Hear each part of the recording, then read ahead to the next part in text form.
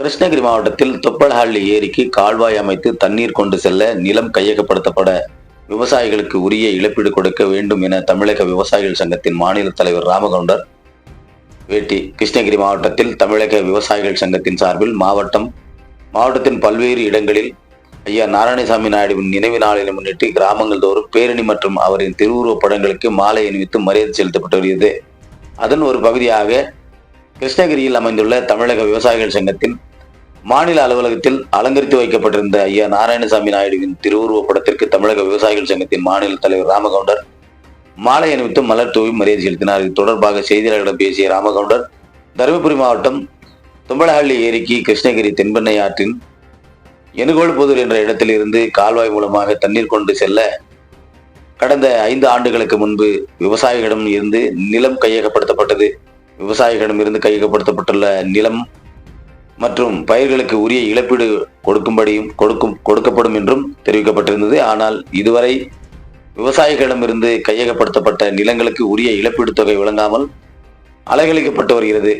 எனவே கையகப்படுத்தப்பட்ட நிலங்களுக்கு உடனடியாக இழப்பீடு வழங்க கால்வாய் திட்டத்தை விரைந்து முடித்து தொம்பலஹள்ளி ஏரிக்கு தண்ணீர் கொண்டு செல்ல உரிய நடவடிக்கை எடுக்க வேண்டும் என வலியுறுத்தினார். அப்போது தமிழக விவசாயிகள் சங்கத்தின் மாவட்ட தலைவர் ராஜா, இளைஞர் அணி செயலாளர் வெங்கடேசன், மாநில மகளிர் அணி தலைவர் பெருமா உள்ளிட்ட ஏராளமான விவசாயிகள் கலந்து கொண்டனர். மேல் தென்பெண்ணை ஆற்றிலே உபநீர் திட்டம் என்று எண்ணெய்கோல்புதூரில் இருந்து தருமபுரி மாவட்டம் காரிமங்கலம் வட்டம் தும்பலஹள்ளி ஏரிக்கு கால்வாய் அமைக்க கடந்த 5 ஆண்டுகளுக்கு முன்பு சென்ற அரசு ஒரு திட்ட மதிப்பீடு தயாரிக்கப்பட்டு துவக்க விழா செய்தார்கள்.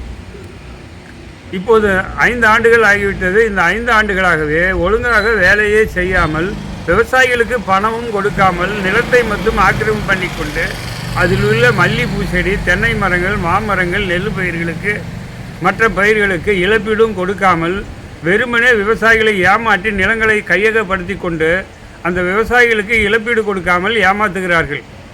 இது மட்டுமில்லாமல் தேவையில்லாமல் கிளை கால்வாய் என்று, அதாவது தேவையற்ற இடங்களிலெல்லாம் கால்வாயை அமைத்து அதுக்கு கவர்மெண்ட் பணத்தை தேவையில்லாமல் வீணடிக்கிறார்கள். தேவையுள்ள இடத்தில் மட்டுமே கால்வாய் அமையுங்கள், தேவையில்லாத இடத்திலே கட் பண்ணி அரசுக்கு மிச்சப்படுத்துங்கள். இதனால் பல கோடி மிச்சமாகும். தேவையுள்ள விவசாயிகளுக்கு அவர்களுக்கு உண்மையான இழப்பீடு, குறிப்பாக மல்லிப்பூடி செய்த விவசாயிகளை மல்லிப்பூ செடி எடுத்துவிட்டு பிரிட்ஜை கட்டிவிட்டார்கள், நிலத்தை அசுத்தம் பண்ணிவிட்டார்கள், தென்னை மரம் இருந்ததை பிடுங்கி விட்டார்கள். இப்போது அந்த இடத்துல அந்த தென்னை மரத்துக்கு இழப்பீடு கொடுக்கல, மாமரத்துக்கு இழப்பீடு கொடுக்கல, மல்லிப்பூ செடிக்கு இழப்பீடு கொடுக்கல, போருக்கு இழப்பீடு கொடுக்கல. இதுக்கெல்லாம் இழப்பீடு கொடுங்கன்னு கேட்டால் நீங்கள் இப்போ ஆதாரம் கொடுங்கன்னு கேட்குறாங்க.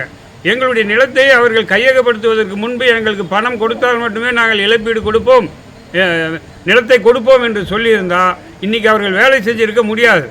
அன்றைக்கு அவர்கள் வேலை செய்ய வரும்போது நாங்கள் எல்லாம் கணக்கெடுத்து விட்டோம், கொடுக்கிறோம் என்று பொய்யை சொல்லிவிட்டு இன்று கொடுக்காமல் ஆதாரம் கொடுன்னு எங்களை பொய் சொல்லி ஏமாற்றுகிறார்கள்.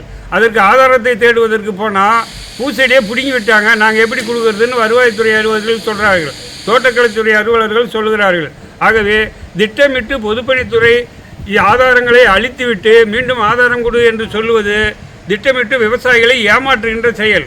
ஆகவே அரசு உடனடியாக தலையிட்டு பாதிக்கப்பட்ட அனைவருக்கும் இழப்பீடு வழங்கி உடனடியாக 6 மாதத்திற்குள் தருமபுரி மாவட்டத்துக்கு தண்ணீர் கொடுக்க ஏற்பாடு செய்ய வேண்டும்.